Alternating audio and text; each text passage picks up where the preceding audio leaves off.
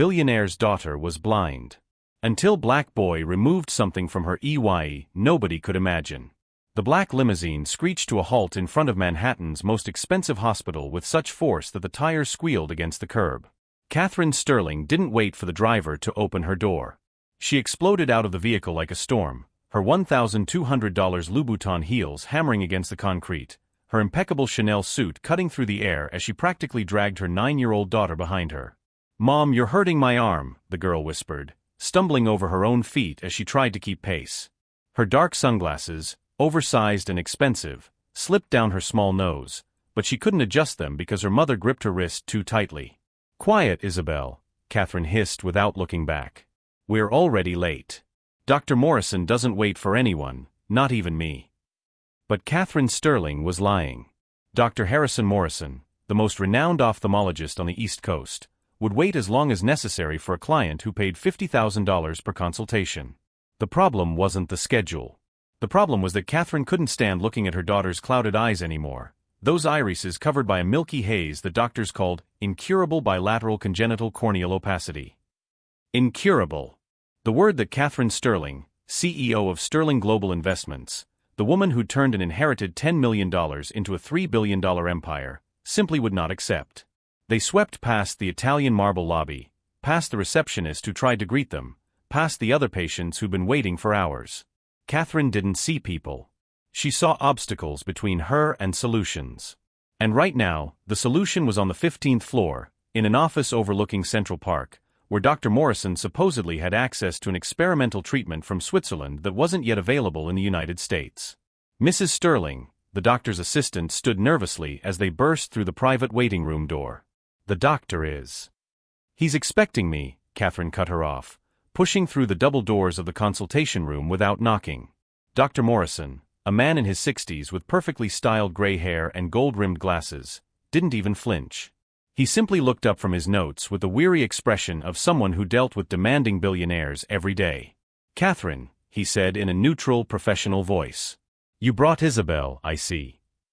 "You said you had news." Catherine released Isabel so abruptly that the girl had to grab the nearest chair to keep from falling. "About the Swiss treatment. About the possibility of restoring her vision." Dr. Morrison removed his glasses, cleaned them methodically with a cloth, and put them back on. It was a gesture Catherine recognized. He did this when he was about to deliver bad news. "Sit down," he said. "I prefer to stand." "Catherine, sit down." Something in his tone made her obey. Isabel remained where she was, small and silent, her hands gripping the chair arm. At 9 years old, she'd learned to become invisible when adults talked about her blindness. It was easier than seeing the disappointment on their faces. Or in this case, since she couldn't actually see, it was easier than feeling the disappointment radiating from them like heat. The test results came back, Dr. Morrison began, sliding a folder across the desk. Catherine grabbed it, opened it, stared at numbers and medical terms that meant nothing to her. "The degeneration has progressed. The opacity is denser. And the experimental treatment." "How much?" Catherine interrupted. "I don't care about the cost. I'll pay any amount." "It's not a question of money," Dr. Morrison said gently, and that stopped her more than anything he could have said. "The treatment wouldn't work in Isabel's case. The structure of her cornea is unique. I've never seen anything like it in 30 years of practice." "Then find someone who has," Catherine shot back. "Find another specialist. Another country. Another." "I've already consulted with 12 specialists across 6 countries," Dr. Morrison interrupted firmly. "I've sent the scans to Zurich, London, Tokyo, Tel Aviv. The answer is the same from everyone. Isabel's condition is, as far as we know, permanent." The word hung in the air like poison. Permanent. Final. Hopeless. Catherine stood so fast the chair nearly toppled. "You're telling me that with all the advances in modern medicine, with all the technology, with all the money in the world—" "I'm telling you there are limits," Dr. Morrison said calmly. "Even to what money can buy." "Limits," Catherine repeated, the word coming out like a curse. She turned to Isabel, who flinched involuntarily. "You hear that? Limits. As if your daughter isn't worth—" "Mom, it's okay," Isabel whispered. I'm used to. It's not okay. Catherine practically shouted. Nothing about this is okay. You're my daughter. You should have the best of everything. You should be able to see the world, see beauty, see. She stopped abruptly, turning back to the doctor. Her hands were shaking, something that never happened. Catherine Sterling didn't shake, didn't cry, didn't show weakness. But as she looked at her daughter, at those dark glasses hiding eyes that would never properly see her face, something inside her cracked. Is there anything else? She asked, her voice suddenly small. Any other options? Dr. Morrison hesitated. There are reports. Unscientific ones. Of unexplained healings. We typically dismiss them as spontaneous remission or misdiagnosis, but… Miracles, Catherine said bitterly. You're suggesting I pray? I'm suggesting that sometimes medicine doesn't have all the answers, he said quietly. And maybe, just maybe, there are things we don't understand. Catherine took Isabel's hand, more gently this time, and walked toward the door. At the threshold, she stopped without turning. If you hear about anything, any development, you'll be the first to know, Dr. Morrison promised. The limousine was waiting downstairs, but Catherine didn't move toward it. Her feet simply stopped in the middle of the sidewalk, and for the first time since Isabel had been born with those clouded eyes, Catherine Sterling, the woman who'd built an empire through sheer force of will and refusal to accept defeat, didn't know what to do next. And it was precisely in that moment of complete hesitation, in that second of vulnerability, that a boy around 11 years old, wearing clothes that were several washes past worn and sneakers held together with duct tape, stopped right in front of them. He looked directly at Isabel, straight through the expensive dark glasses, and said something that made Catherine's world stop completely. I can help her see. If this story of impossibility and unexpected hope has already captured your attention, subscribe to the channel, because what happens next will challenge everything you think you know about miracles, medicine, and the power of faith from the most unlikely places. For exactly 3 seconds, Catherine Sterling's brain simply refused to process what she'd heard. She stared at this child, this homeless boy with dirt under his fingernails and a jacket so thin she could see his collarbone through the tears in the fabric, and felt something she rarely experienced, complete disbelief. Excuse me, she said, her voice sharp enough to cut glass. The boy didn't flinch. His name was Deshawn, though Catherine didn't know that yet. All she saw was someone who clearly hadn't eaten a proper meal in days, standing on a Manhattan sidewalk making impossible claims about her daughter. I said I can help her see, Deshawn repeated, his voice quiet but steady. I know you just came from the doctor. I know he told you there's nothing he can do. But I can. Catherine's shock transformed into fury so fast it made her dizzy. Thomas, she called to her driver, who was already stepping out of the limousine, his hand moving toward his phone. Call security. This child is… Mom, wait, Isabel said, her small voice cutting through Catherine's rage. How do you know what the doctor said? Deshawn looked at Isabel, and his expression softened in a way that made Catherine's anger falter for just a moment. I can see things, he said simply. Not with my eyes. Different. I can see what's wrong with people. What's hurting them. What needs to be fixed. That's enough, Catherine grabbed Isabel's hand and started pulling her toward the car. Thomas, move the car closer. We're leaving. Please, Deshawn said, and something in his voice made Catherine pause despite herself. Just let me show you. It won't take long. And if I'm wrong, if I can't help, you can call whoever you want and I'll leave. You'll leave now, Catherine said coldly. Before I have you arrested for harassment. Mrs. Sterling, Deshawn said, and the fact that he knew her name made her blood run cold. I've been waiting for you for 3 days. I knew you'd come here. I knew when. I knew you'd walk out of that building looking exactly like you do now, like someone who just had their last hope taken away. Catherine's hand trembled as she pulled out her phone. I'm calling the police. Catherine, a voice said behind her. Dr. Morrison stood in the hospital entrance, his expression unreadable. What's going on? This child is making absurd claims about being able to cure Isabel, Catherine said, her voice tight with barely controlled rage. He's clearly mentally disturbed or running some kind of scam. Dr. Morrison walked closer, studying Deshawn with the analytical gaze of a scientist. What's your name, son? Deshawn Williams, sir. And you're claiming you can restore vision to a child with bilateral congenital corneal opacity? I don't know what that is, sir, Deshawn said honestly. But I know there's something covering her eyes that shouldn't be there. Something that can be removed. Dr. Morrison's eyebrows rose. Removed? There's nothing to remove. The opacity is part of the corneal structure itself. It's not a foreign object or a removable membrane. With respect, sir, Deshawn said quietly, I think there is. Catherine had heard enough. We're leaving. Thomas, the car. Now. But Isabel didn't move. Mom, she said softly. What if he's right? He's not right, Catherine said through clenched teeth. He's a child making up stories, probably hoping for money or… I don't want money, Deshawn interrupted. I don't want anything. I just want to help. Why? Catherine demanded, spinning to face him. Why would you want to help a complete stranger? What's in it for you? Deshawn was quiet for a long moment. When he spoke, his voice was so soft they had to lean in to hear him. Because I know what it's like to be invisible. To have people look right through you like you don't exist.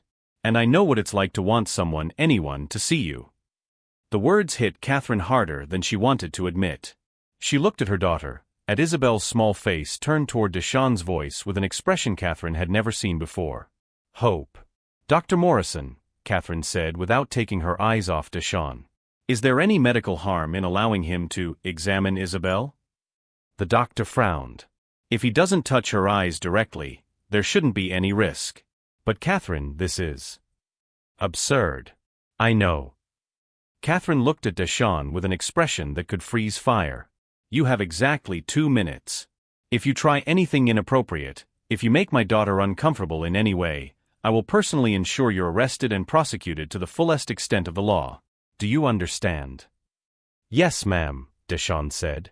They moved to a bench near the hospital entrance. Catherine positioned herself so she could see Deshawn's every movement, her hand on her phone, ready to call security at the first sign of anything wrong. Dr. Morrison stood beside her, his professional curiosity clearly battling with his medical skepticism. Deshawn knelt in front of Isabel so they were at eye level. Can you take off your glasses? He asked gently.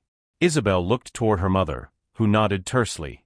With careful fingers, Isabel removed her dark sunglasses, revealing eyes that made Deshawn's breath catch. They were beautiful in a haunting way, like looking at the ocean through fog. The irises were visible but clouded, as if covered by a translucent veil. I'm going to look very close, Deshawn said. I won't touch you unless you say it's okay. Is that all right? Yes, Isabel whispered. Deshawn leaned in, his face inches from hers. Catherine's hand tightened on her phone. But Deshawn didn't touch Isabel. He simply looked, his eyes moving slowly, carefully, studying something Catherine couldn't see. Then his expression changed. His eyes widened, and he sat back slightly. What? Catherine demanded. What is it? It's not part of her eyes, Deshawn said, wonder in his voice. It's covering them. Like a film. I can see where it connects, where it holds on. That's medically impossible, Dr. Morrison said, but he moved closer, his professional interest clearly piqued. I can remove it, Deshawn said, looking up at Catherine. But I need to touch her eyes. Very gently. It won't hurt, but she might be scared. Absolutely not, Catherine said immediately. Mom, Isabel said. I want him to try. Isabel, you don't understand. I understand that every doctor says they can't help me, Isabel said, and there was a strength in her voice that Catherine had never heard before. I understand that you came out of that office looking like the world had ended. I felt it, Mom. Your sadness. Your hopelessness. So if there's even a tiny chance that this boy can help, I want to try. Catherine looked at her daughter, really looked at her, maybe for the first time in weeks. When had Isabel become so brave? When had she learned to advocate for herself instead of just accepting whatever the adults decided? Dr. Morrison? Catherine asked, her voice barely audible. The doctor was quiet for a long moment. Against all my medical training and better judgment, he said slowly, I find myself curious. If he tries to do anything that looks remotely dangerous, I'll stop him immediately.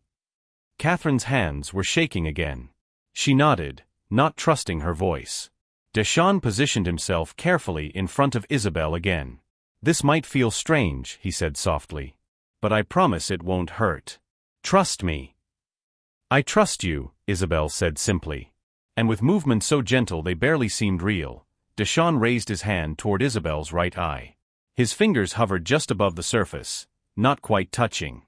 Catherine held her breath. Dr. Morrison leaned forward, his skepticism warring with fascination. Then Deshawn's fingers made contact, so light it was like a butterfly landing on a flower. Isabel's breath caught, but she didn't pull away. "I feel it," Deshawn whispered. "I can feel where it connects." And then, with a movement so delicate and precise it seemed impossible for a child to perform, he began to pull. The world seemed to hold its breath.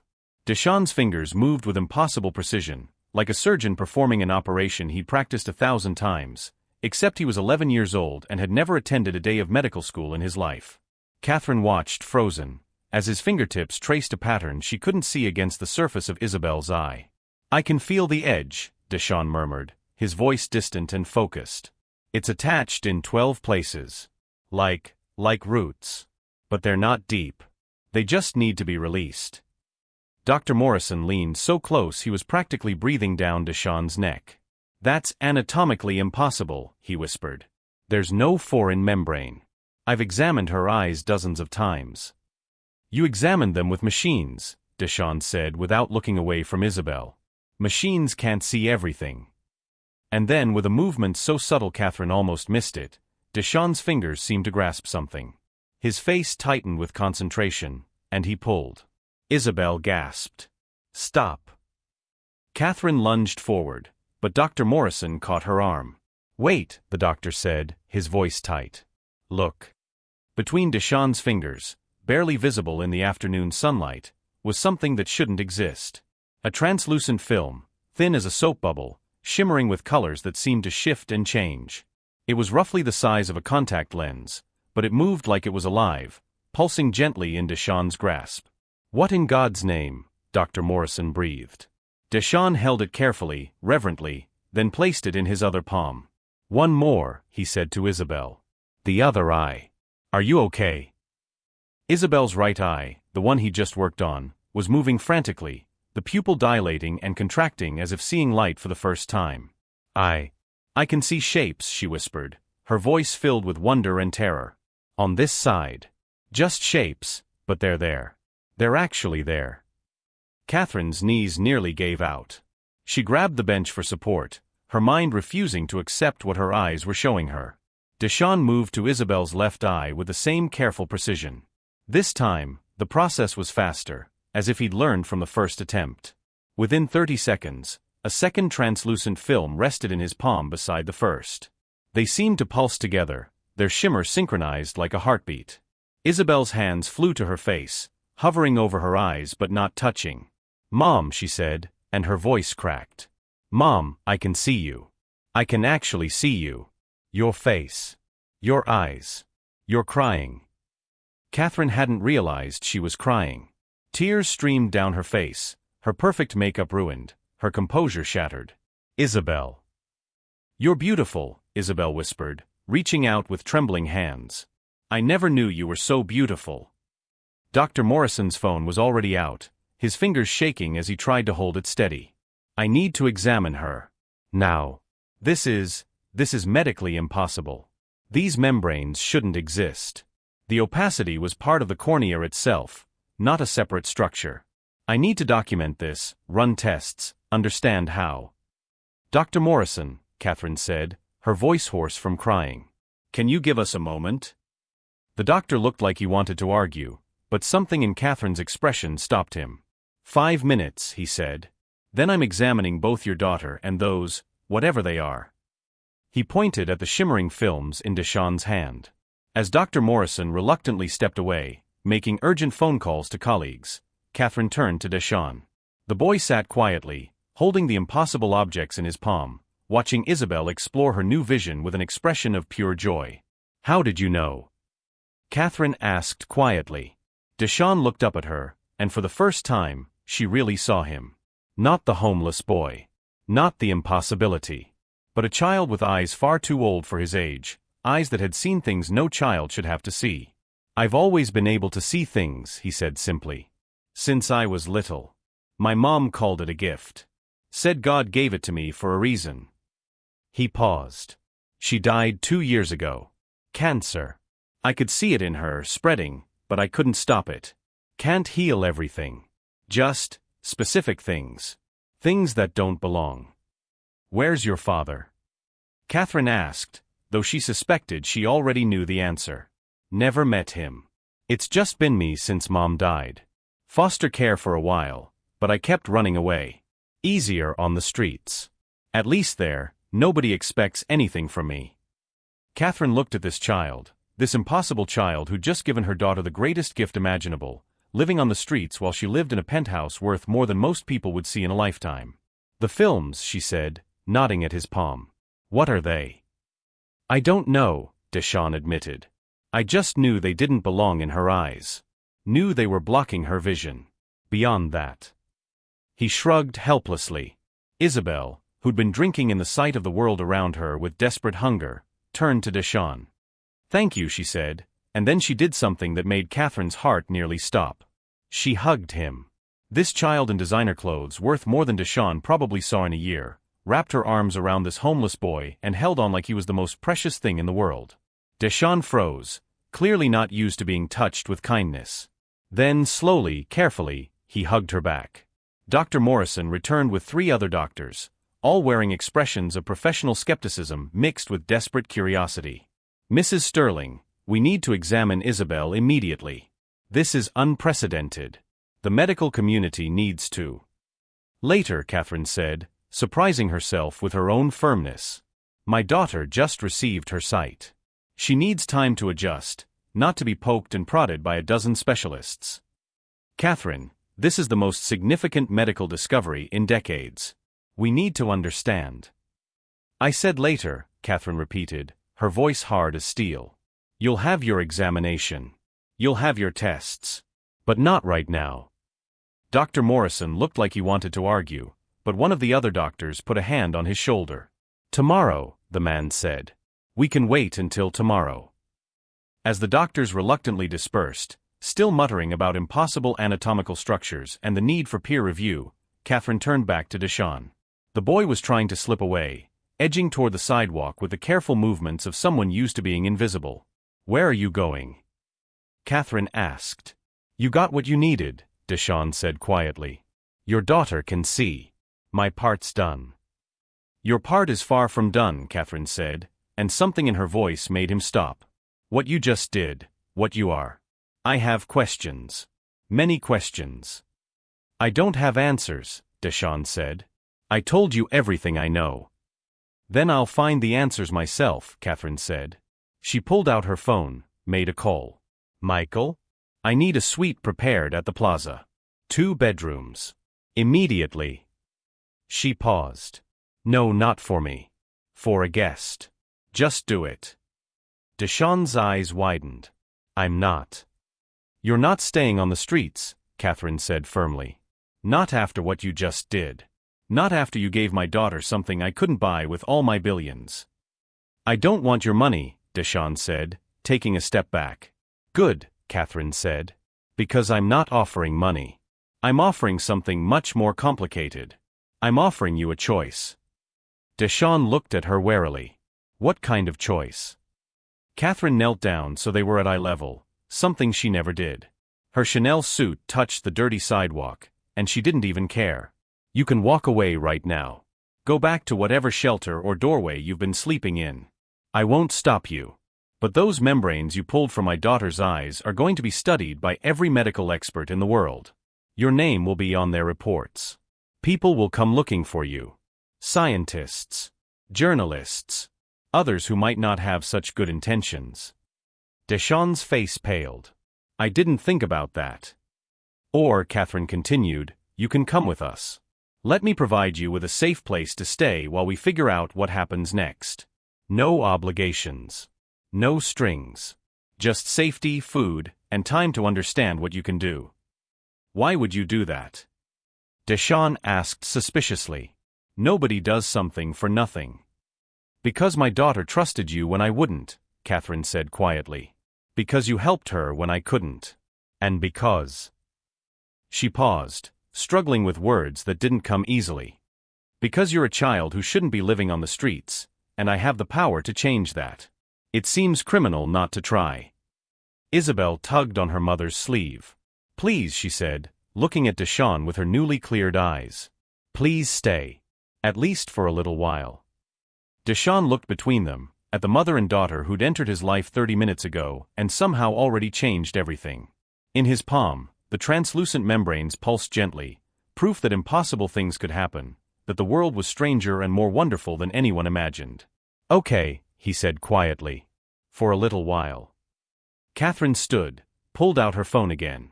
Thomas, change of plans. We're going to the plaza. 3 passengers. She paused, looking at Deshawn's worn clothes, his too thin frame. And have them prepare a meal. A large one. As they walked toward the limousine, Dr. Morrison called out. Catherine. Those membranes. I need them for analysis. Catherine turned back. Tomorrow, Dr. Morrison. You'll have them tomorrow, along with full access to Isabel for examination. But tonight, those stay with us. But. Tomorrow, Catherine repeated firmly, and climbed into the car. Deshawn hesitated at the limousine door, clearly having never been in such a vehicle before. Isabel reached out, took his hand, and pulled him inside. As Thomas closed the door and moved to the driver's seat, Deshawn sat stiffly on the leather seats, still holding the impossible membranes. Can I see them? Isabel asked quietly.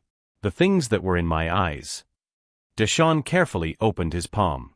In the dim light of the limousine, the membranes seemed to glow with an inner luminescence, casting soft rainbow patterns on their faces.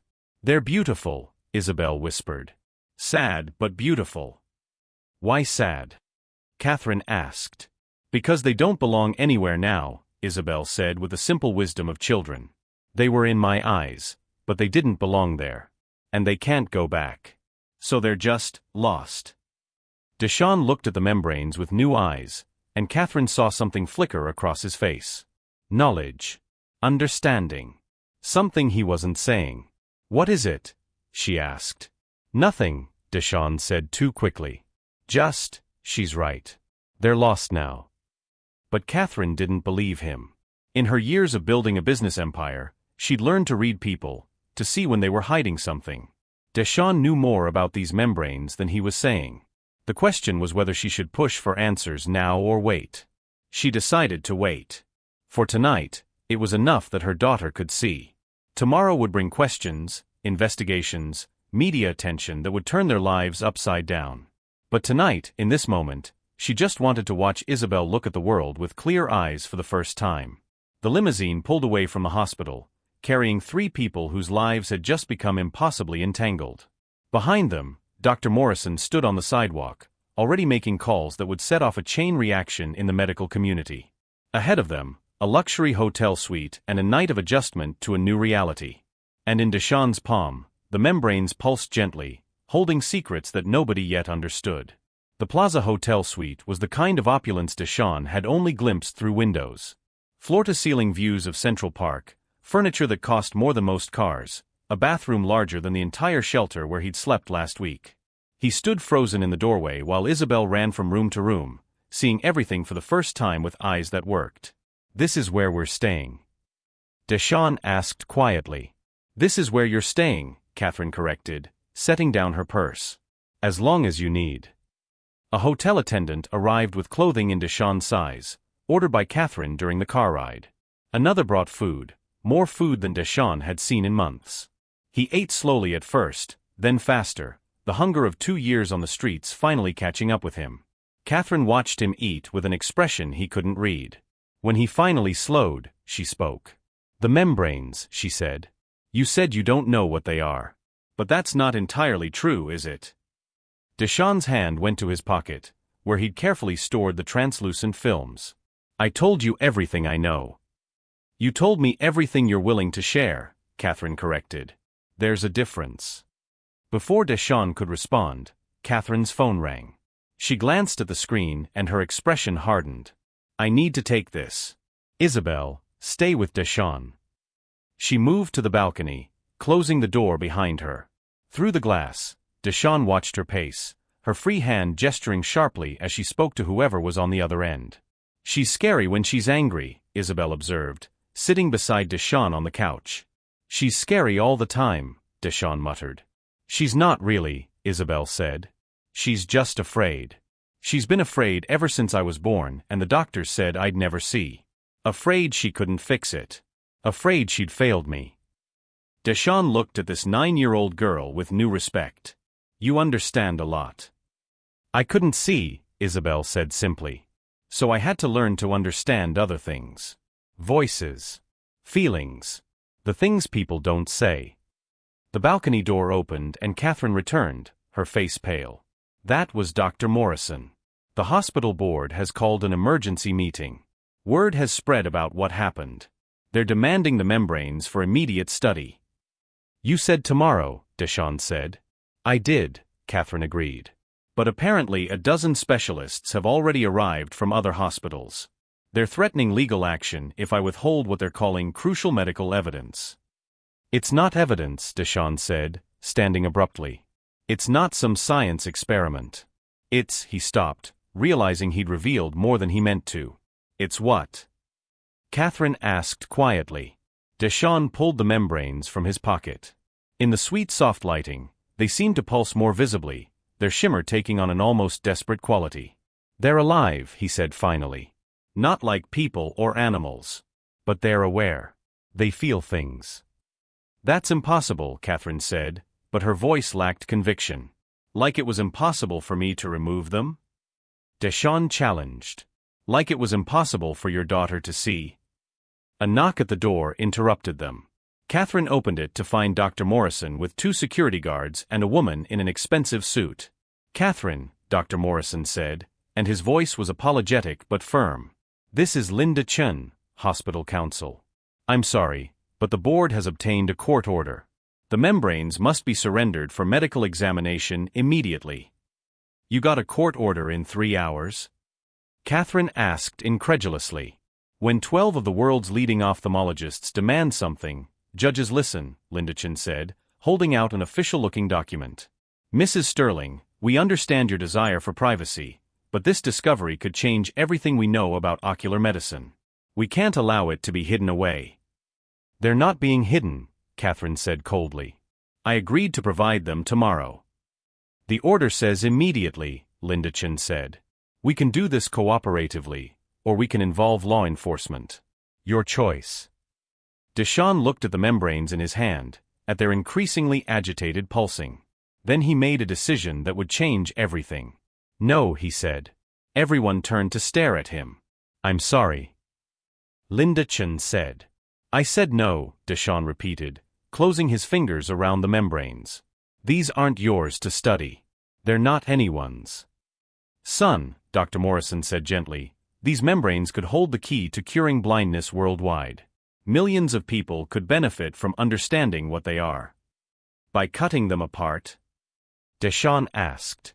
"By putting them under microscopes and running tests until you understand them or destroy them trying." "We wouldn't destroy them," Dr. Morrison protested. "You don't even know what they are," Deshawn said. "How can you promise not to destroy them?" Linda Chen stepped forward. "Young man, I don't think you understand. This isn't a request. The court order says you can take something that belongs to you," Deshawn interrupted. "But these don't belong to you. They don't belong to anyone." "They came from my daughter's eyes," Catherine said quietly. "Doesn't that mean they belong to her?" "Did they?" Deshawn asked, looking at her intently. "Or were they just living there, trapped, waiting for someone to free them?" The membranes in his hand pulsed harder, and suddenly, impossibly, they began to glow. Bright enough that everyone in the room took a step back. Bright enough that Isabel gasped and covered her newly healed eyes. "What's happening?" Dr. Morrison breathed. Deshawn opened his hand.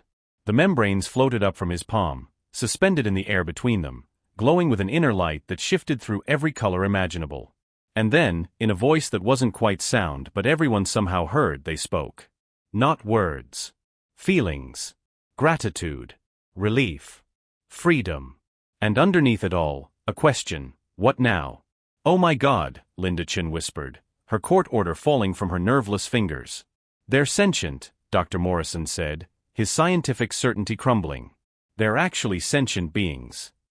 Catherine looked at Deshawn. You knew. I suspected, Deshawn admitted. I could feel them when I removed them. Feel their awareness. Their fear. They'd been trapped in Isabel's eyes since she was born, unable to leave, unable to communicate. All they could do was exist. But how did they get there? Isabel asked, staring at the floating membranes with wonder rather than fear. I don't know, Deshawn said. Maybe they've always existed, attached to people randomly. Maybe Isabel wasn't the first. Maybe there are others walking around right now with these things in their eyes, causing blindness that doctors call incurable. Dr. Morrison's face went white. The 12 specialists I consulted. Some of them mentioned similar cases. Unexplained opacity, no clear cause, resistant to all treatment. What if? What if it's not a medical condition at all? Catherine finished. What if it's these beings, trapped in people's eyes? The membranes pulsed in what felt like confirmation. Then we need to study them more than ever, Linda Chin said, reaching for her fallen court order. If there are more people suffering because of these things. These beings, Deshawn corrected sharply. They're not things. And they didn't choose to be there. They're victims too. The membranes floated closer to Deshawn, their glow softening. He could feel their gratitude, their trust. They recognized him as the one who'd freed them, and they were asking him what came next. I'll tell you what comes next, Catherine said, and her voice had the steel that had built an empire. Dr. Morrison, you'll have your examination. But not of these beings. Of Isabel. Full medical workup, documentation of her healing, everything you need to prove this happened. Catherine. I'm not finished, she cut him off. You'll publish your findings. You'll tell the medical community that unexplained corneal opacity might not be a condition but a presence. You'll encourage doctors worldwide to look for cases like Isabel's. And the membranes themselves? Linda Chin asked. Stay free, Catherine said firmly. They've been imprisoned long enough. If they choose to help with research, that's their decision. But I won't allow them to be forced, studied against their will, or treated as medical specimens. Mrs. Sterling, that's not how science works. Then maybe it should be, Catherine said. We're dealing with sentient beings. That changes everything. Dr. Morrison was quiet for a long moment. Then slowly, he nodded. You're right. God help me, you're right. If they're aware, if they're intelligent, then standard medical research ethics don't apply. We'd need entirely new protocols. Linda Chin looked like she wanted to argue, but one glance at the glowing membranes floating peacefully near Deshawn made her reconsider. The hospital board won't like this. The hospital board can bill me for their inconvenience, Catherine said. I'll write them a check large enough to fund a new research wing. But these beings go free. The membranes pulsed brightly, and everyone in the room felt their joy like sunshine breaking through clouds. Then gently, they floated back to Deshawn's hand, dimmed their glow, and settled into his palm like trusting children. What will you do with them? Dr. Morrison asked. Deshawn looked at Catherine, at Isabel, at the impossible beings resting in his hand. I don't know yet. But whatever it is, it'll be their choice, not mine. As the hospital representatives left, promising to return tomorrow for Isabel's examination but accepting defeat on the membranes, Catherine pulled out her phone again. Who are you calling? Isabel asked. My lawyers, Catherine said. If there are others like you, suffering from unexplained blindness, we're going to find them. And Deshawn is going to free them. Deshawn's eyes widened. I can't. Can't or won't. Catherine challenged. I'm just a kid, Deshawn protested. I don't know how many times I can do this. What if the gift stops working? What if? What if you're the only person in the world who can help these people? Catherine interrupted. What if you let fear stop you from using this gift? Deshawn looked at the membranes, at Isabel's clear eyes, at the impossible situation he'd found himself in. What are you suggesting? I'm suggesting, Catherine said, that you let me fund a foundation. The Isabel Sterling Foundation for Unexplained Vision Loss. We find cases like my daughter's worldwide. You examine them. And if you find more of these beings trapped in people's eyes, you free them. And if I can't? Deshawn asked quietly. Then we tried, Catherine said. But I think you can. I think this is why you have this gift. Deshawn was quiet for a long time. Then he looked at Isabel, at her joy, at her freedom. Okay, he said finally. But on one condition. The beings we free get to choose what happens to them. No forced experiments. No captivity. Agreed, Catherine said. In Deshawn's hand, the membranes pulsed with what felt like hope. 18 months later, Catherine Sterling stood in the lobby of the newly opened Isabel Sterling Foundation headquarters, watching her daughter cut the ribbon with scissors she could actually see. The building, a converted historic brownstone in Manhattan, had been designed with floor-to-ceiling windows that let in natural light, creating an atmosphere of hope rather than clinical coldness. "Mom," Isabel called out, her clear eyes sparkling with joy. "Come stand with us for the photo." Us meant Isabel, now 10 years old and thriving, and Deshawn, who'd grown 3 inches and gained 20 pounds of healthy weight in the time since that afternoon outside the hospital. He stood slightly behind Isabel, still uncomfortable with attention despite everything that had happened. The past year and a half had been a whirlwind. Dr. Morrison had published his findings in every major medical journal, documenting Isabel's case with meticulous detail. The medical community had been skeptical at first, then fascinated, then desperate.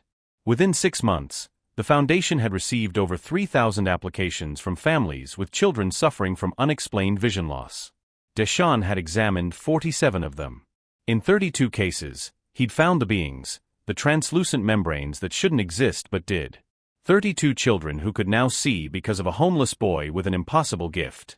The beings they'd freed now lived in a specially designed sanctuary on the foundation's top floor, a room filled with soft light and gentle music where they could exist in peace. Some had chosen to allow non-invasive observation, helping scientists understand their nature. Others preferred privacy. All were respected. "Mr. Williams," a journalist called out. Deshawn still wasn't used to being called that. "How does it feel to have restored vision to 32 children?"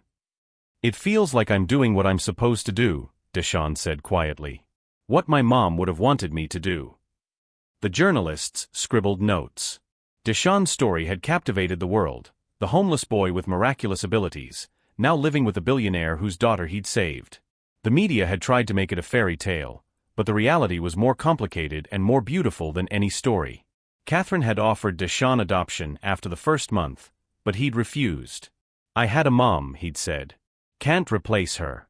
But maybe you could be something else. Something new."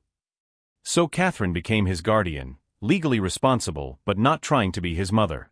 It was an arrangement that worked for both of them. After the ceremony, back in Catherine's penthouse, the three of them sat together watching the sunset over Central Park. Deshawn held one of the beings in his palm, this one from a boy in Tokyo they'd helped last month. It pulsed gently, contentedly. "Dr. Morrison called today," Catherine said. "They've identified 43 more potential cases worldwide. He wants to know when you'll be ready for the next round of examinations." Deshawn was quiet. Over the past months, Catherine had learned to read his silences. This one was troubled. "What's wrong?"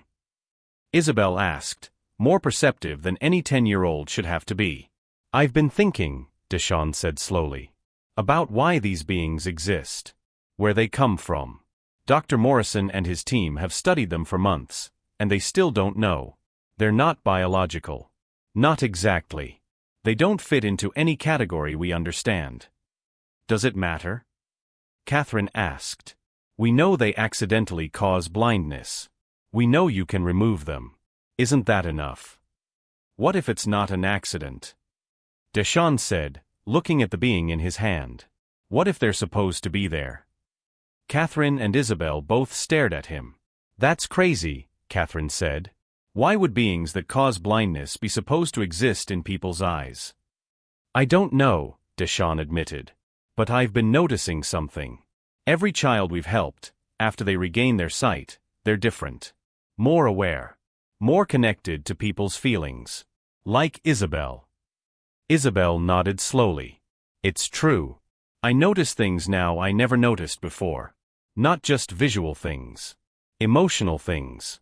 Like I learned to see with more than just my eyes. What are you suggesting? Catherine asked carefully. I'm suggesting maybe these beings aren't parasites, Deshawn said. Maybe they're teachers. Maybe spending years seeing without eyes teaches you something valuable about truly seeing. The being in his hand pulsed brightly, and Deshawn felt something from it he'd never felt before. Confirmation. Understanding. These beings had been trying to communicate something all along, and he was finally beginning to understand. But if that's true, Catherine said slowly, then removing them gives people a choice, Deshawn finished. Live with blindness, but gain deeper sight. Or see the world normally, but maybe miss something else. Either way, it should be their choice, not forced on them. So what do we do? Isabel asked. Deshawn thought for a long moment. We keep helping people who want help. But we also start asking the beings what they want.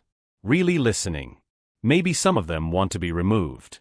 Maybe others want to stay. Maybe we've been thinking about this all wrong. Catherine looked at this boy, this impossible, wonderful boy who'd somehow become part of her family. 18 months ago, she would have dismissed his words as childish philosophy. Now, having seen the impossible become reality, she found herself believing him. Then we adapt, she said. The Foundation changes its mission. Not just removing the beings, but understanding them. Giving people information so they can make informed choices. The medical community won't like that, Deshawn warned. The medical community didn't like anything we've done, Catherine said with a slight smile. But they've learned to adapt. They will again. Over the next year, the Foundation evolved. They discovered that some people, when given the choice and full information, chose to keep the beings. They learned to live with blindness, developing the deeper perception Deshawn had theorized. Others chose removal, gaining sight but also gaining appreciation for what they'd learned in darkness. The beings, given voice through the Foundation's research, revealed they were ancient, existing before human civilization. They didn't cause blindness intentionally, but they didn't prevent it either.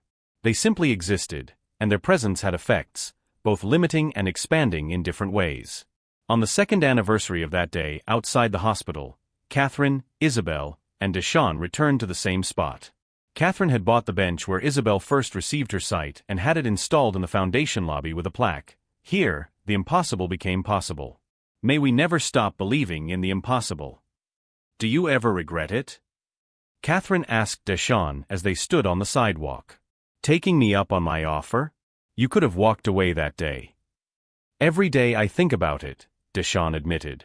Wonder what would have happened if I'd kept walking. But then I remember I wouldn't have helped 32 kids see.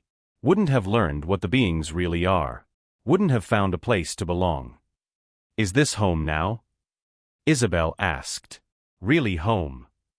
Deshawn smiled, and it was genuine, reaching his eyes in a way it hadn't that first day. Yeah, it's home. Catherine pulled them both into a hug, something she never would have done 2 years ago. The ice queen of finance had melted, replaced by someone more human, more humble, more real. I learned something too, she said quietly. I spent my whole life believing money could solve anything. That wealth meant power, meant control. But you can't buy miracles. You can't purchase gifts. And sometimes the most valuable things in life come from the people you'd least expect. That evening, Catherine made a call to Dr. Morrison. I'm shutting down the Foundation, she said. There was shocked silence on the other end. Catherine, what? Why? I'm not shutting down the mission, she clarified. I'm changing it. No more seeking out cases. Instead, we'll create a center where people can come if they choose. Where beings can exist freely. Where research happens with consent, not coercion. Where we admit we don't have all the answers. That's actually brilliant, Dr. Morrison said after a pause. Make it their choice to come to us, not our choice to find them. Exactly, Catherine said. Deshawn taught me that. Isabel too. They both taught me that the most important thing isn't fixing people. It's respecting them. Seeing them. Really seeing them.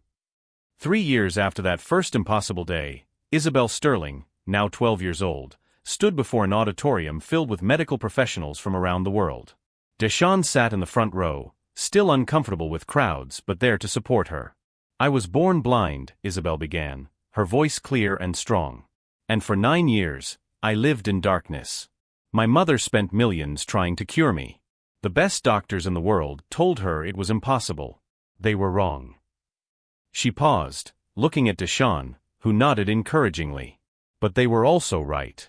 Because the cure wasn't medical. It wasn't scientific. It was human. It was a boy who saw what doctors couldn't see. Who cared when he had no reason to care. Who used his gift not for fame or money, but because it was the right thing to do. Catherine watched from the back of the auditorium, tears streaming down her face. Her daughter, speaking to hundreds of the world's leading medical experts, teaching them what Catherine herself had learned, that sometimes the answers come from the most unexpected places. We named our foundation after me, Isabel continued, but it should have been named after Deshawn. Or after my mother, who learned to see beyond wealth and status. Or after the beings themselves, who taught us that disability and ability are more complicated than we thought. She looked directly at the audience. I can see now. Physically. But I learned to truly see when I was blind. And that's a gift I'll carry for the rest of my life. So to everyone here, I ask, what are you missing? What can't you see because you're so focused on what you think you know? The auditorium was silent. Then slowly, someone started clapping. Then another. Then everyone, a standing ovation for a 12-year-old girl who'd learned to see in more ways than one. After the presentation, as they walked back to the car, Catherine put her arms around both children who'd changed her life. Your mother would be proud, she said to Deshawn. I think she'd just be happy I found a family, Deshawn said quietly. That I'm not alone anymore. You'll never be alone again, Isabel promised. You're stuck with us. Catherine smiled. Forever if you'll have us. And Deshawn, the boy who'd lived on streets and learned to see the invisible, who'd freed beings nobody knew existed and helped dozens of children gain sight, finally felt what he'd been missing for 2 years. Home. Family. Love. The impossible had become possible.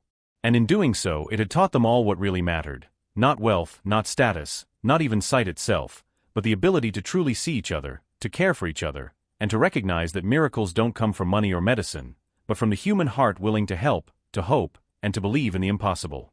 If this story reminded you that the most valuable gifts in life can't be bought, that miracles come from unexpected places, and that sometimes we must lose something to truly understand its value, subscribe to our channel for more stories that challenge what you think you know about what's possible in this world.